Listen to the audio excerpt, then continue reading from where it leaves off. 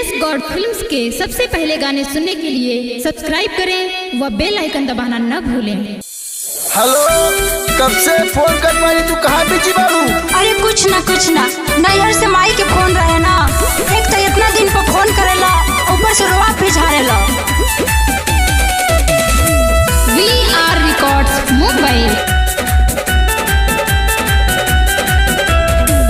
आती गाड़ी कबले हम चलाई, ये हो किशन के मम्मी। आती गाड़ी कबले हम चलाई, ये हो किशन के मम्मी। कहबू तो घरे चली आई, ये हो किशन के मम्मी। कहबू तो घरे चली आई, ये हो किशन के मम्मी। अरे कबले हाथ गाड़ी चलाइबो हो?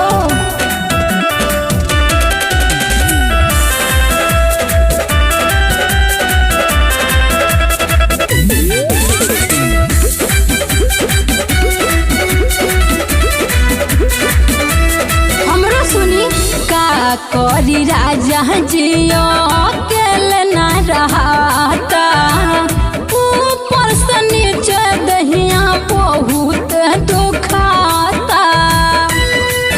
हेलो, सुनत रहो। का करी राजा जियो अकेले ना रहता, ऊपर से नीचे दहिया बहुत दुखाता। मूड एकदम बाटे हमर खाफा, काहे गो? सन के पापा।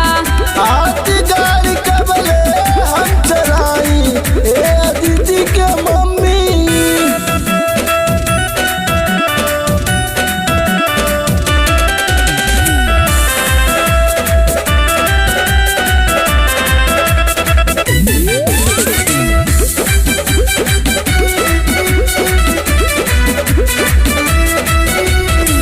का करी गोरी प्यारी बड़ंदा, आइली कमाए लेकिन काम बड़ा मंदा।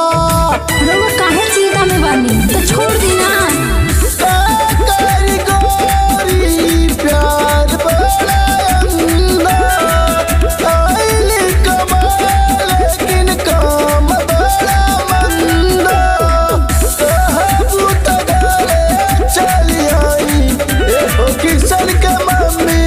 कहबू तो घरे चली आई, ए अदिति के मम्मी।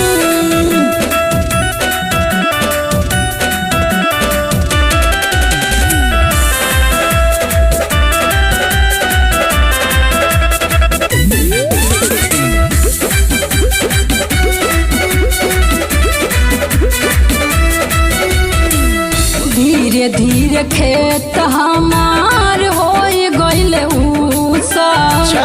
आई बनल जाऊं तो मरद खोजब ऐसे दूसर।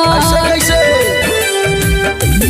हाँ, धीरे धीरे खेत हमार होई गइल ऊसर।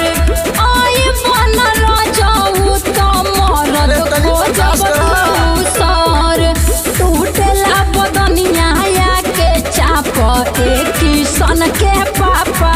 हाथ गाड़ी कबले हम चलाई, ये हो किशन के मम्मी।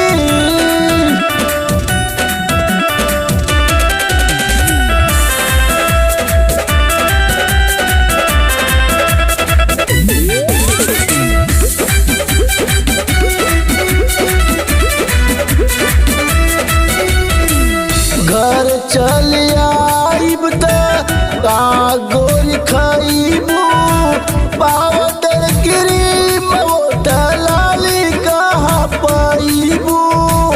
रउआ काहे जिद कइले बानी? अरे आ जाई ना। घर चली आइब त का गोरी खाइबू, पाउडर क्रीम होटल लाली कहाँ पाइबू। हो गइल बड़ा महंगाई, ए हो किशन के मम्मी। हो गइल बड़ा महंगाई, ए दीदी के मम्मी। सच कहतानी हो, आ जाई ना तो नैहर चल जाए।